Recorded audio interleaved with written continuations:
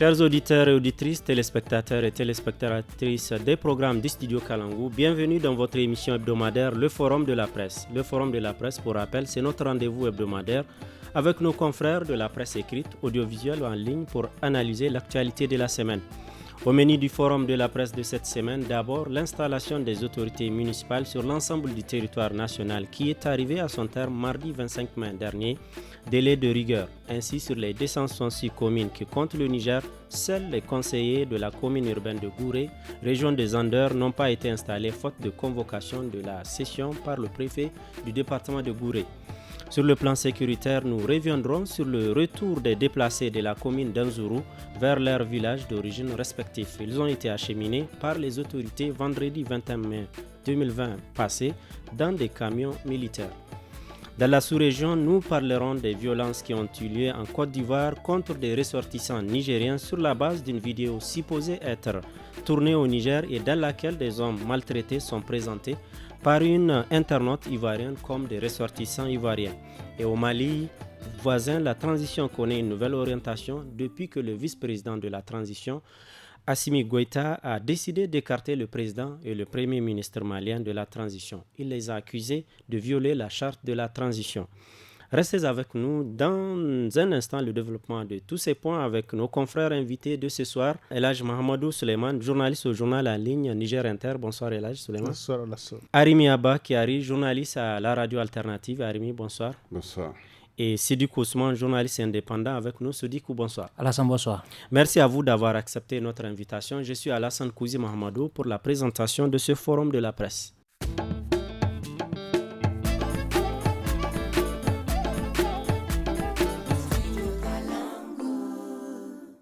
Bienvenue à toutes et à tous dans le forum de la presse de ce vendredi 28 mai 2021. Premier sujet du débat du forum de la presse, c'est l'installation des autorités municipales sur l'ensemble du territoire national, arrivé à son terme mardi 25 mai dernier, délai de rigueur. Ainsi, je le disais, sur les 266 communes que compte le Niger, seuls les conseillers de la commune urbaine de Gouré, région de Zander, n'ont pas été installés faute de convocation de la session par le préfet du département de Gouré. Ce dernier a, dans une lettre, expliqué son refus par la persistance, selon lui, du recours au serment coranique d'une part et le désengagement de certains partis politiques du processus d'installation de l'organe délibérant de la commune urbaine de Gouré. Certains conseillers ont saisi le juge des référés au tribunal de Zander, mais ce dernier s'est déclaré incompétent. Alors, je commence tout de suite avec vous, Elhaj Suleiman Mahamadou. Quelle analyse faites-vous de cette situation au niveau de la commune de Gouré et comment situez-vous les responsabilités, si on peut dire, de l'échec de l'installation de ces conseillers? Je pense que franchement c'est gênant puisqu'au niveau national, au niveau de toutes les communes, les conseils sont mis en place. Donc ça peut paraître un peu vraiment injuste ce qui se passe à Gouré. Mais qu'est-ce qui se passe selon en tout cas nos informations, il y a une situation inédite. Il paraît qu'en amont, les conseillers ont juré sur le Coran de ne pas voter le candidat d'un parti. Alors maintenant, le préfet estime que c'est illégal, c'est pas conforme à la loi. Vous voyez le débat que cela avait fait pendant même la campagne électorale, notamment à Zander, cette question donc de serment coranique. Donc, je pense que le préfet, en tout cas, et tout le monde on doit se ressaisir pour que dans une posture vraiment dialogique, qu'on se retourne, qu'on accepte vraiment de s'entendre pour le faire, parce que dans tous les cas, ce qui se passe au niveau local, les élections, même pendant les élections, localement, les gens n'ont pas obtempéré au mot d'ordre des partis politiques. Une personne peut dire que non, vraiment, c'est mon parti, mais pour le local, je vais voter pour X ou bien pour Y.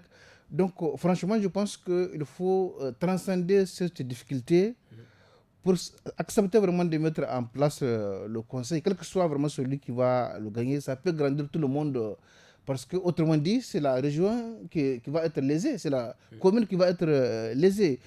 Arima Bakiari, selon en tout cas certaines dispositions du du code général des collectivités territoriales, si ce genre de situation intervient où on n'arrive pas à installer les conseillers élus, c'est que de facto, ils vont être remplacés par une délégation spéciale. Oui, c'est ce que j'ai appris.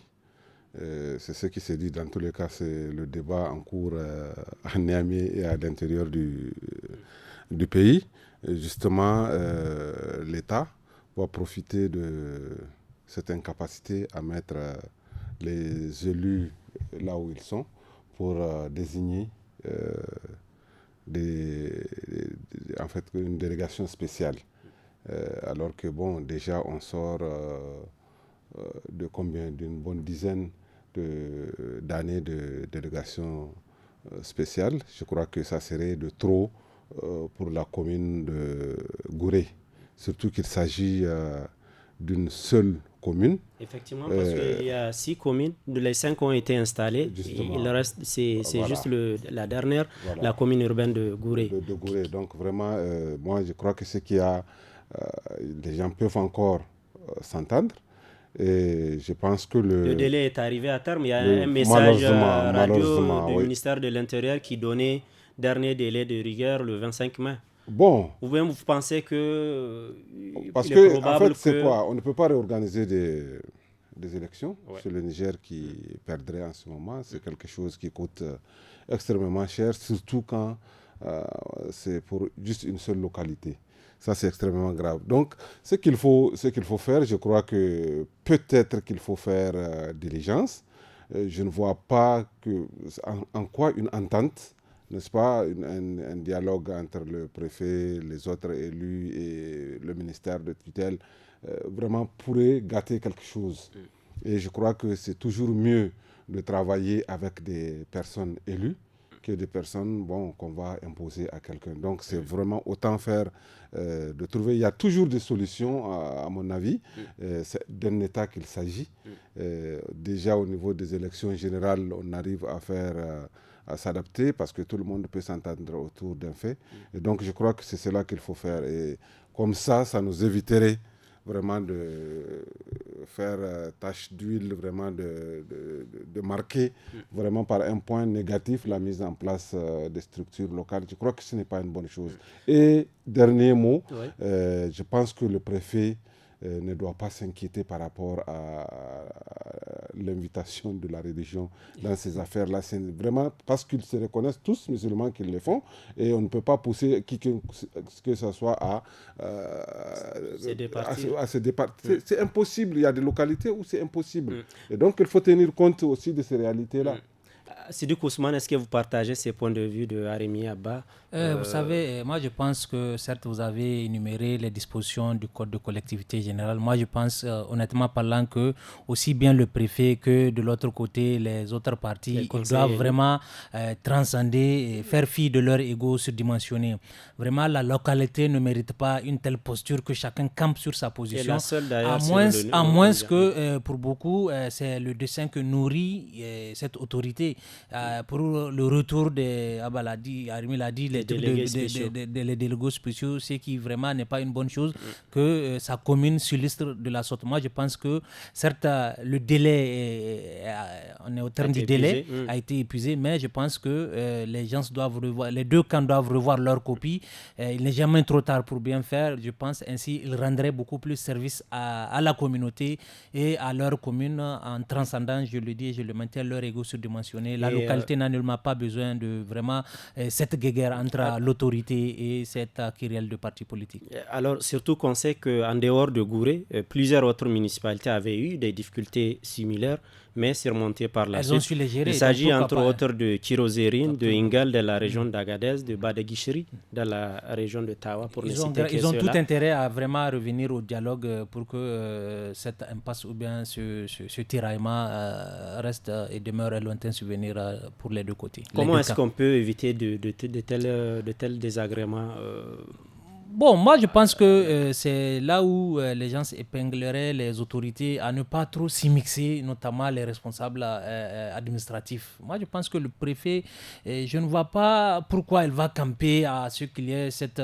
disposition religieuse-là. Arimi l'a si bien dit, vraiment nous sommes dans un pays musulman, certes la République elle est laïque, mais vraiment il ne doit pas s'appesantir sur ce détail de la religion-là. Donc moi je pense qu'il a tout intérêt à laisser que les élections se passent et que les nouvelles autorités communales soient installées. Vraiment, la localité n'a pas besoin de ce tiraillement et lui-même, quelque part, ça le dessert. Et là, Suleiman Mamadou, un mot à ce sujet? Je pense que de façon générale, il y a non seulement les complicités locales entre les conseillers, mais on a vu tout au cours de ce processus, en tout cas, aussi le jeu politique entre partis politiques alliés.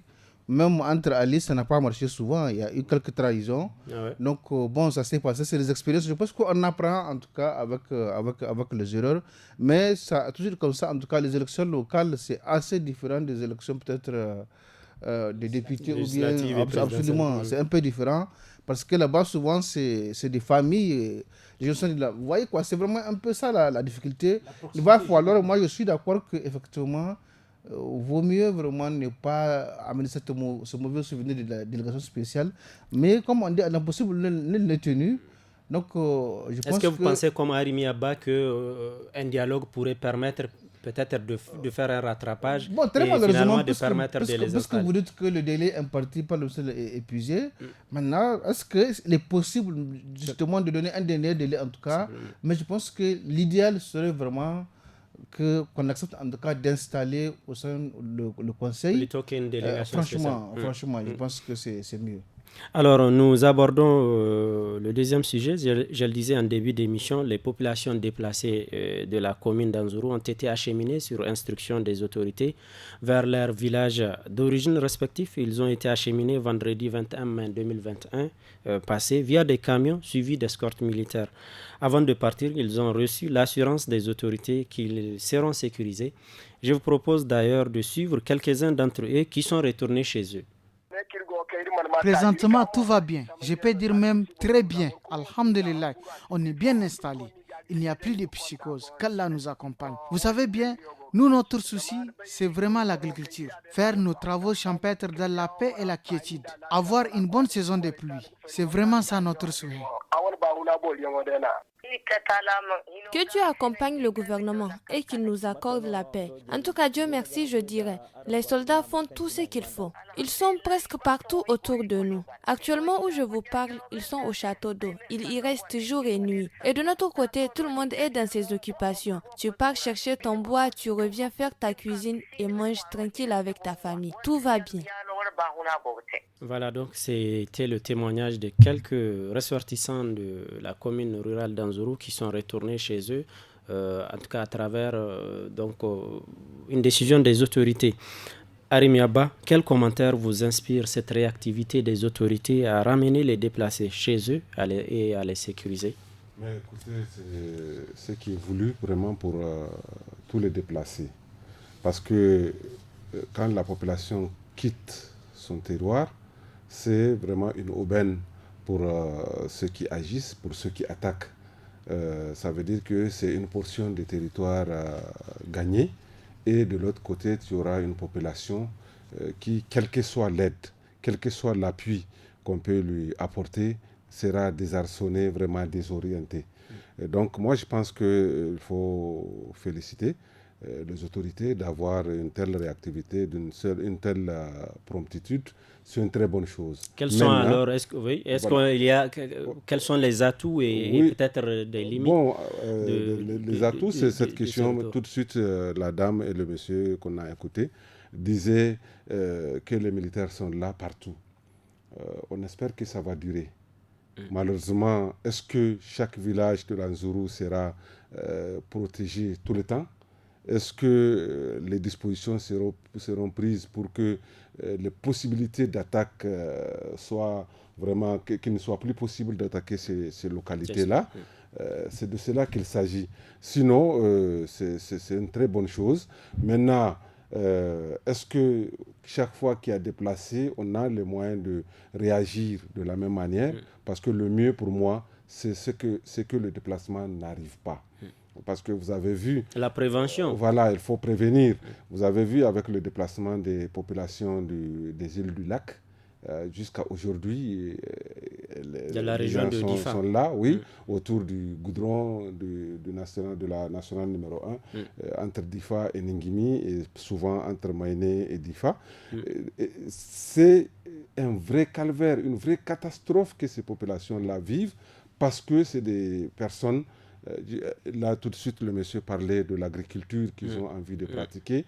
Il n'a pas parlé des animaux. Parce que c'est des personnes, contrairement à ce qu'on pense généralement autonomes, qui se déplacent. Alors que quand on se déplace pour un autre endroit, ça veut dire qu'on devient déboussolé. Du jour au lendemain.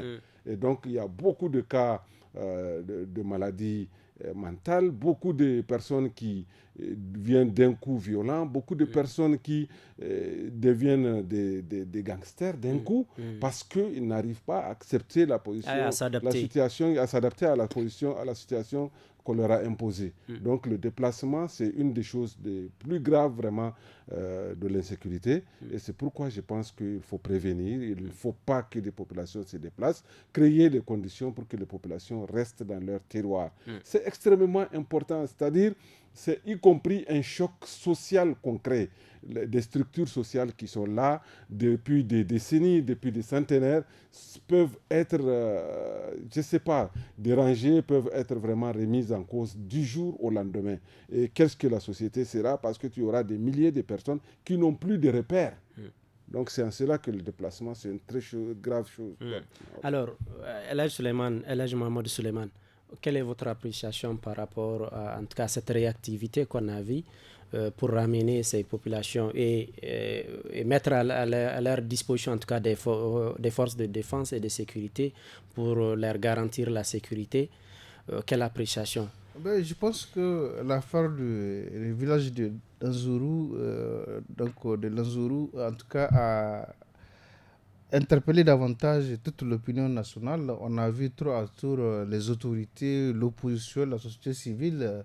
Ça a fait toucher du doigt la gravité de la situation, parce qu'en réalité, pour ce qui concerne les autorités, c'est un véritable camouflet. C'est-à-dire que là, il n'y a plus de spéculation. Les populations sont en train de quitter les villages et ils viennent aller, vous voyez, à la tribune ensuite au niveau de... Vous voyez, est-ce que c'est cela qui expliquerait cette réaction? Non, en fait, en vérité, c'est très sérieux. C'est une illustration de la gravité de la situation. C'est très sérieux. Donc... vraiment, ce n'est plus de l'amusement. Je veux dire que ce n'est plus vraiment au regard de la grandeur de notre territoire. Il suffit simplement qu'il y ait d'autres situations ailleurs pour que peut-être on va faire appel au FDS aux mêmes personnes là-bas. C'est-à-dire que nous n'avons pas les moyens et les hommes suffisants pour les placer de façon permanente à une portion du pays. Mais je pense que ça interpelle tout le monde que la situation sécuritaire de notre pays, en tout cas, est en train de se dégrader. Et franchement, il va falloir qu'on essaie à tous les niveaux vraiment de chercher vraiment des solutions durables. Et c'est encore plus inquiétant quand on voit au niveau du voisin, on voit certainement en parler. La solution n'est pas pour demain. Donc cela veut dire que de l'autre côté, puisque les terroristes du côté en tout cas de Nord-Tilabéry, on pense qu'ils viennent du Mali. Donc si de l'autre côté, effectivement, la situation ne s'améliore pas maîtrisée, là vous voyez, franchement, le Niger doit s'inquiéter plus que tout le monde. Alors on sait que, en tout cas au Niger, il y a plusieurs régions qui sont touchées par cette question de l'insécurité. Arimi en parlait, et notamment s'est déplacé. Est-ce qu'on peut s'attendre, est-ce que cette stratégie peut être viable? Oui, justement, ramener... de faire déplacer les populations. C'est l'objectif le plus recherché.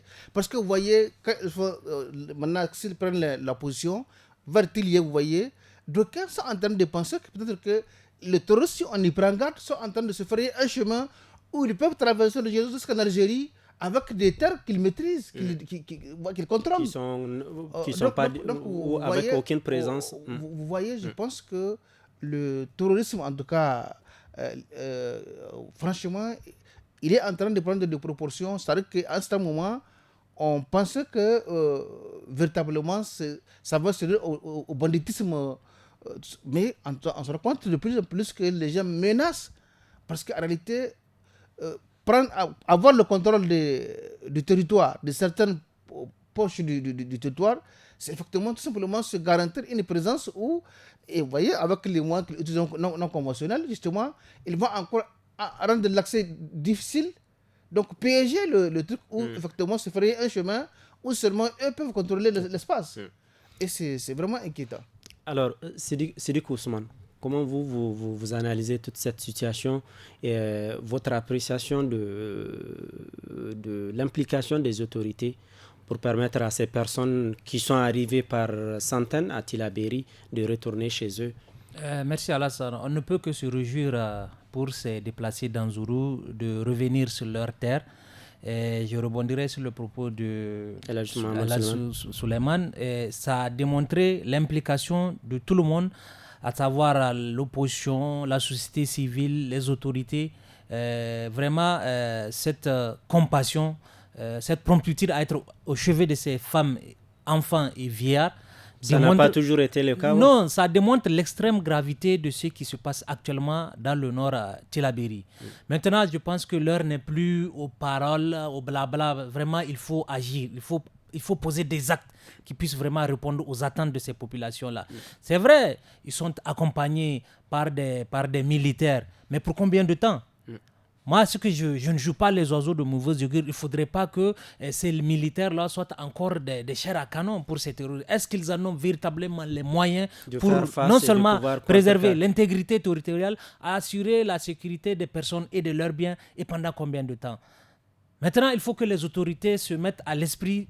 Il faut prendre des dispositions. Anzourou doit servir de leçon. Il faut que, avant que d'autres Anzourou ne surviennent, il faut prendre les dispositions pour qu'on assiste à Rimi, tout comme Souleymane. Vraiment, ces déplacés-là. Dieu seul sait ce qu'ils ont enduré. C'est des gens qui n'ont d'autres activités que l'agriculture, l'élevage. Donc, quand vous vous déplacez, vous voyez ce que ça peut créer comme choc émotionnel et vraiment du désarroi. Moi, je pense que c'est vrai, ils sont retournés chez eux. C'est vrai, pendant un temps, ils vont être sécurisés par les forces de défense et de sécurité. Mais moi, je pense que prions et espérons vivement que ces FDS aient les moyens vraiment pour assurer la sécurité. Parce que, et souvenance, après plus d'un an d'interdiction de circulation de motos, moi, je suis atterré que c'est à travers des motos que des attaques se font et que des poursuites, on n'arrive pas à mettre la main sur ces gens-là. Et même, comble je ne sais pas comment qualifier ça, qu'ils aient même le temps de prendre les blessés et même ceux qui perdent la vie sur des motos. Moi, je pense honnêtement que les moyens soient mis à la disposition des FDS là pour que nous ne revivions pas les situations qu'on a eu à vivre, que ces FDS là soient encore des chairs à canon pour ces individus sans foi ni loi. Bien, c'est du coup, parlons maintenant de la sous-région et notamment les violences qui ont secoué donc la Côte d'Ivoire avec des ressortissants nigériens qui ont été pris à partie, qui ont été pris pour cible donc sur la base d'une vidéo supposée être tournée au Niger, je le disais, et dans laquelle des hommes maltraités sont présentés par une internaute ivoirienne comme des ressortissants ivoiriens. Un communiqué du ministère nigérien des Affaires étrangères et de la coopération en date du 20 mai dresse le bilan suivant: 39 blessés, d'importants dégâts matériels enregistrés et 24 personnes interpellées par les forces de sécurité ivoiriennes. La principale instigatrice de cette violence, la nommée Nawa Fofana, a été interpellée, jugée en comparution immédiate et elle écope d'une condamnation de 5 ans de prison et 2 millions d'amende. Pour le moment, le calme semble revenir en Côte d'Ivoire. Quelle lecture faites-vous, Sidi Ousmane, de ces violences en Côte d'Ivoire contre des ressortissants nigériens? Je trouve que c'est extrêmement dommage et pitoyable qu'une telle activiste puisse vraiment, sur la base de fake news, divulguer ce qu'elle a eu à divulguer. Donc, on ne peut que souhaiter prompt rétablissement à nos compatriotes. Et vraiment... effectivement, il y a eu également, même si ce communiqué ne fait pas cas, parce que la situation évolue, il y a eu aussi au moins un mort. Justement, donc, paix à l'âme du disparu. Mais vu la manière avec laquelle les autorités se sont prises, j'ai cru voir une délégation conduite par le ministre de l'Intérieur nigérien qui a eu à rencontrer aussi bien les victimes, les autorités là-bas. Indépendamment de ça, que ce soit ici au Niger et même là-bas en Côte d'Ivoire, on a vu vraiment cette vague de compassion. Donc, ça ne peut que nous réjouir. Mais faudrait-il qu'à l'avenir, des dispositions soient prises pour éviter que nos compatriotes continuent à payer les frais de leur séjour en terre ivoirienne. Maintenant, indépendamment de dispositions prises, indépendamment de la sanction qu'aurait occupée la principale instigatrice, maintenant, je pense que le cadre ou bien les dispositions vont être prises pour que au moins ces victimes-là puissent être dédommagées. Moi, je laisse ça vraiment à l'actif de la coopération ou bien de notre ambassade. Je ne peux que prier pour que de tels incidents ne se reproduisent pas, parce que on ne va pas attiser le feu, mais j'ai cru comprendre que nos compatriotes n'ont pas, c'est pas le premier incident dont ils font l'objet. On a des échos comme quoi il arrive qu'ils en paient vraiment les frais de certains individus mal intentionnés. Donc que des dispositions soient prises pour que nos compatriotes cessent de payer le prix et qu'ils continuent à se sentir comme chez eux là-bas, tout comme les leurs se sentent chez eux ici au Niger.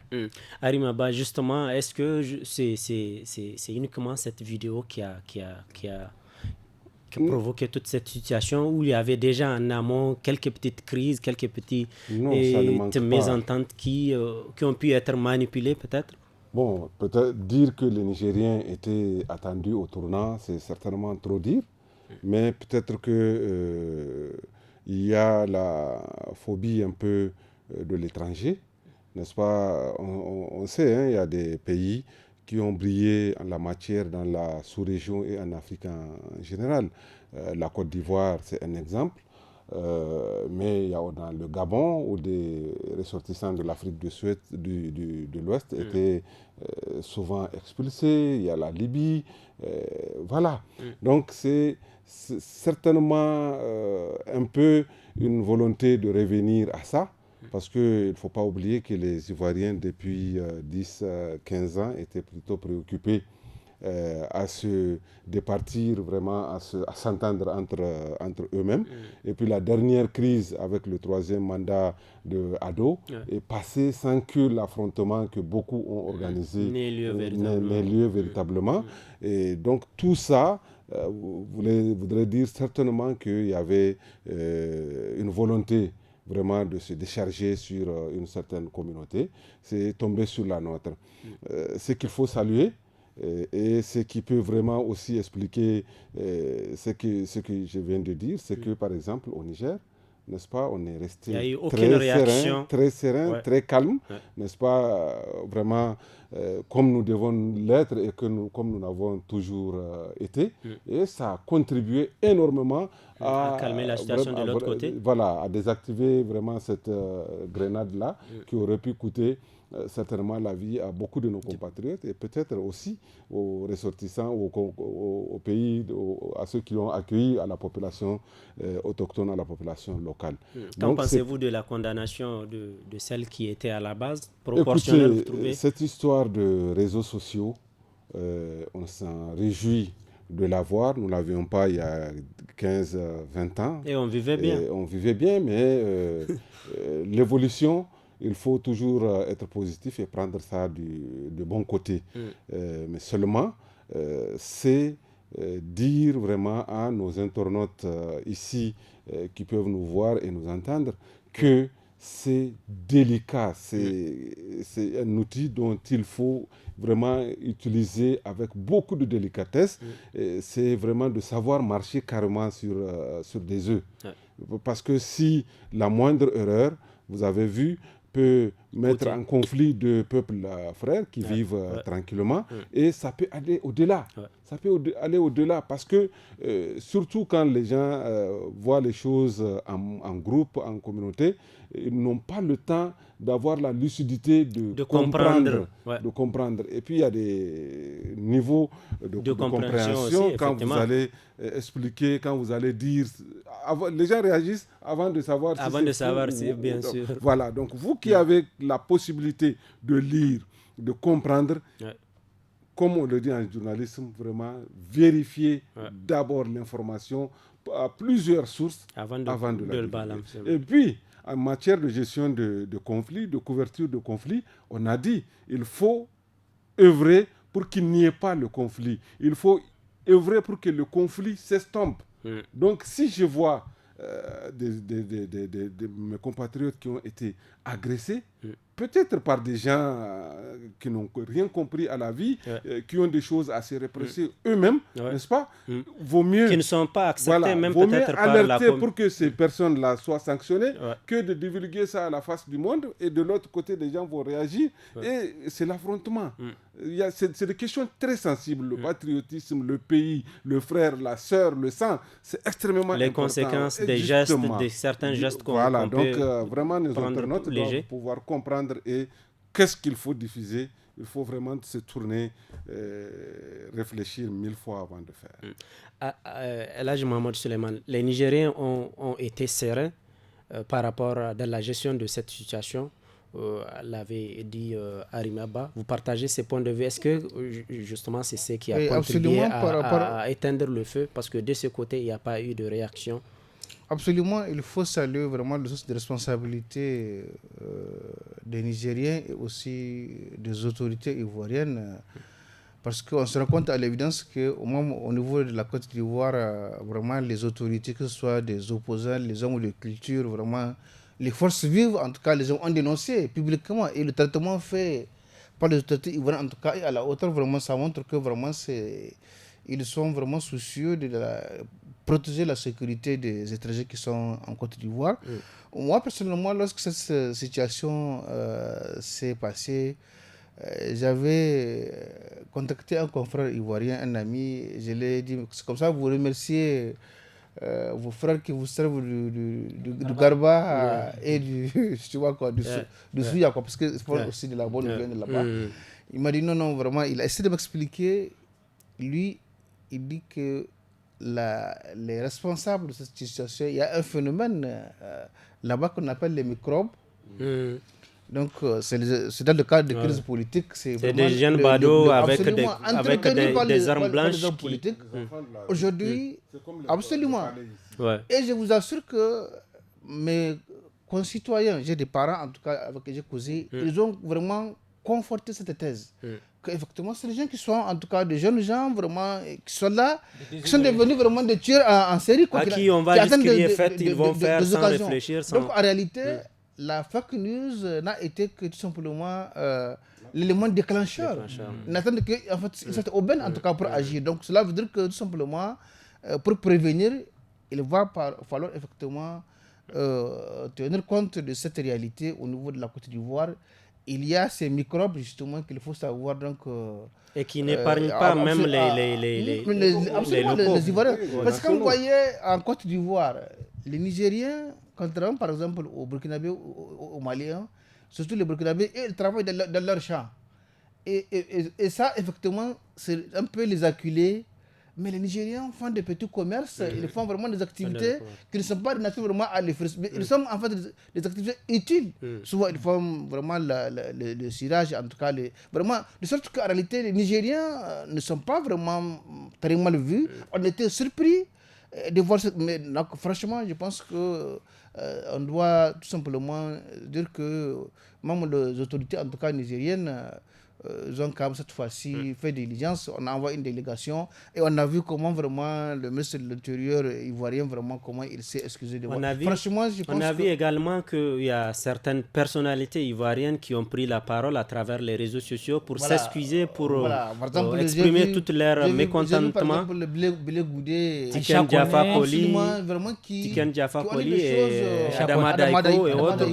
Donc moi, je pense que franchement, c'est un incident qui n'a rien à voir avec une certaine haine des Ivoiriens contre les Nigériens, mais il y a tout simplement une irresponsable qui a elle-même, elle a dit qu'elle a fait donc sans mesurer. Dans tous les cas, la leçon maintenant, en tout cas les réseaux sociaux, c'est qu'il faudrait que les gens soient plus responsables. Il faut tout simplement qu'il y ait un peu il y a des gens qui font de bonnes pratiques sur les réseaux sociaux. Il y a de bonnes choses qu'on apprend, qu'on enseigne sur les réseaux sociaux. Donc il faudrait vraiment que ces bonnes pratiques, en tout cas, puissent être prévalentes en tout cas sur les réseaux sociaux. Bien. Et là, justement, nous allons terminer avec la situation au Mali. Je le disais, la transition connaît en tout cas désormais une nouvelle orientation depuis mardi, où le vice-président de la transition, Assimi Goïta, a décidé d'écarter le président et le premier ministre malien de la transition. Cela fait suite à la publication de membres du nouveau gouvernement dans un message télévisé. Donc, lu par son conseiller spécial, le vice-président reproche au président Ba Ndaw, le président de la transition, et le premier ministre Mokhtar Ouane d'avoir trahi la charte de la transition. Voilà. Et d'ores et déjà, on a vu les condamnations fusent de partout, notamment celles de la France, de la CEDEAO et même le Conseil de sécurité. Alors, êtes-vous surpris de ce qui vient de se passer au Mali? Je ne suis pas surpris pour la simple bonne raison que dès au départ, on se rend compte que les militaires au Mali ont besoin, la communauté a fait pression pour négocier le minimum, mais ils ont besoin de gérer le pouvoir. Le minimum, c'était celui que l'exemple tchadien les a inspirés. Les militaires puissent remettre le pouvoir au civil. Si Assimi Goïta reproche au président Ba Ndaw et le premier ministre Mokhtar Ouane de violer la charte de transition, lui, il l'a fait, parce qu'il n'a pas le droit de les destituer. Donc, dans ces conditions, il y a, je pense, le vrai débat. Dans leur communication, on sent qu'effectivement, il y a un problème de, tout simplement, d'obédience. Je veux dire que une partie donc, du gouvernement, notamment la junte, veut travailler avec une puissance. Parce qu'on en parle, on dit clairement dans la communication que, par exemple, le reproche au président de la transition de travailler avec la France. Donc là, vous voyez, c'est un problème assez délicat, un problème de fond, parce que tout simplement, ils ont enlevé deux ministres, celui de la sécurité et celui de la défense. Ça n'a pas plu et tout le monde sait effectivement que ces gens-là, moi je pense que, pour faire court, ils ont fait un second coup d'État. Et la vérité, c'est que même demain, si on va désigner d'autres autorités, je pense qu'il faut laisser Goïta être président. Sinon, même si on va nommer, il va le destituer. Parce que simplement, absolument. Vous voyez, c'est comme en fait quand il parle est-ce qu'avec toute cette pression de la communauté... C'est que maladroit. Ils ont procédé de la même façon qu'ils ont fait avec Ibeka. Ils ont pris ces gens-là. On est venu de la même façon de négocier pour même les libérer. Et vous savez que le président, à la clé une démission. Le président qui vient de destituer, c'est quand même un ACM aussi militaire. Donc, ce qu'il faut rendre aussi, c'est qu'entre eux, que ça ne se gâte pas. Mais dans tous les cas, aussi, l'option de faire deal avec maintenant le M5, dès le départ, vous savez très bien que dans l'élaboration de la charte de la transition, il y a une incompréhension. Le M5 avait boudé justement cette tendance à vouloir en fait embrigader, à vouloir imposer leur vue. Et cela veut dire tout simplement arrêter les militaires au Mali. Je ne disconviens pas. La question est essentielle parce que j'ai vu quand même, il faut le reconnaître, il y a des Maliens qui soutiennent, qui pensent qu'il faut aller vers les Russes. Ils pensent qu'avec les Russes, c'est l'occasion peut-être de venir à bout de la question sécuritaire. Donc dans tous les cas, mais je pense que ce qui est grave, c'est que le Mali n'a pas le temps qu'il y ait une guerre entre les colonels, en tout cas. Qu'il y ait des querelles incessantes. Parce que tout simplement, la situation sécuritaire n'attend pas. Arimi Abba, alors, est-ce que vous avez une idée des raisons qui ont pu peut-être conduire à cette situation qui est là? C'est vrai qu'il y a cette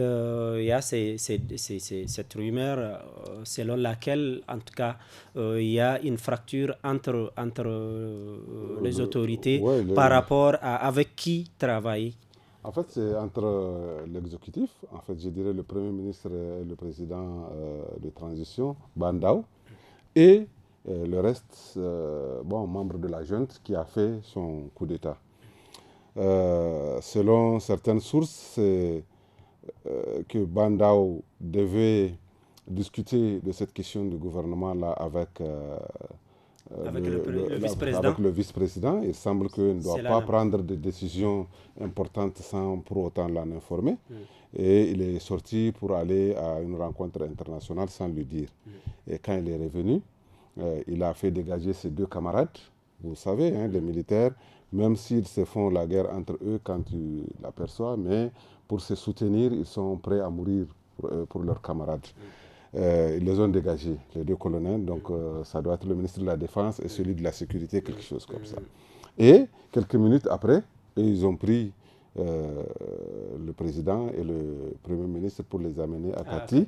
Et bon, ils les ont fait démissionner, parce qu'ils ont démissionné comme pour Ibeka. Comme pour Ibeka. Ça, c'est une stratégie purement malienne. Alors, est-ce que vous pensez qu'au vu de la pression de la communauté internationale, il va, par exemple, le premier vice-président, Assimi Goïta, va accepter qu'on prenne de nouveau un civil, cette fois-ci, qui va diriger la transition, ou il va garder lui-même le pouvoir jusqu'à l'organisation des élections? C'est une erreur que la communauté internationale a eu à commettre.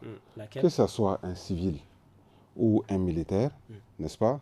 Dès lors qu'il y a un coup d'État, celui qui est là ne joue pas d'une légitimité extraordinaire. L'idéal, c'est d'organiser des élections et de partir. C'est de privilégier des élections dans un cours ou dans un délai bien donné. Dans lesquels le président de la transition et les membres ne vont pas être candidats. Et là, ils ont mis une pression telle sur les militaires, sur la junte, qu'ils les ont obligés à accepter un semi-civil à leur tête. C'est le général Bandao, n'est-ce pas? À la retraite. Voilà, à la retraite. Comment il s'appelle, Assimi Goïta, ce qu'il vient de montrer, c'est qu'il fait au moins l'unanimité au sein des militaires maliens. Et il faut respecter ça.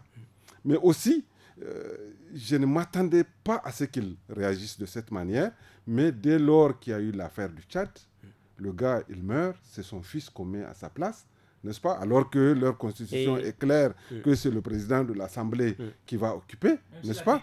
Même s'il a décliné, ils sont dans un processus démocratique, on sait qui remplace le président de l'Assemblée quand le président de l'Assemblée n'est pas là. Est-ce qu'on peut penser que Assimi a pu voir du 2 poids 2 mesures? À mon avis, ils ont été fortement frustrés par cette situation. Parce que les mêmes qui ont soutenu à ce qu'on nomme un civil à la tête de leur État sont ceux-là qui ont aussi défendu que non, ce n'est pas un coup d'État, c'est pour poursuivre un processus. Le Tchad est assez spécifique et tout. Ok, donc il ne faut jamais faire ce 2 poids 2 mesures. On ne peut pas tout prévoir dans la gestion du monde entier. Ce qu'on applique à un peuple, il faut l'appliquer à l'autre. Et aujourd'hui, voilà que cette question d'affrontement, l'Afrique est devenue encore une fois de plus le terrain d'affrontement des puissances, n'est-ce pas, étrangères. En la matière, nous avons la France d'un côté, n'est-ce pas, qui soutient fermement, on a vu le président français qui est monté tout de suite au créneau pour dire qu'il risque d'avoir des sanctions ciblées. Autrement dit, Goïta ou son adjoint ou les ministres qui ont été déchus là, eux risquent d'être remplacés, leur compte bouclé, empêchés de voyager, des trucs comme ça. Mais ce n'est pas de nature à arranger les choses. Le monde, quoi qu'on dise, n'est-ce pas, on n'est plus dans les années 60. Les peuples, ils peuvent mettre...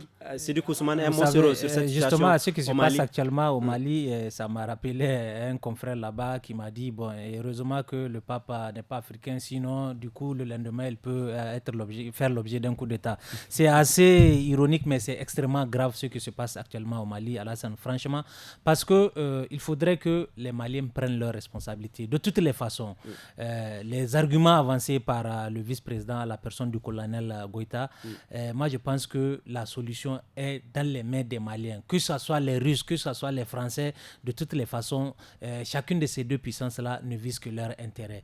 Maintenant, ce que je déplore, c'est cette hypocrisie de la communauté internationale et de la puissance colonisatrice. Il faudrait que cette puissance ait à l'esprit que vraiment, de la France. Justement de la France, que c'est pas la France de 1840.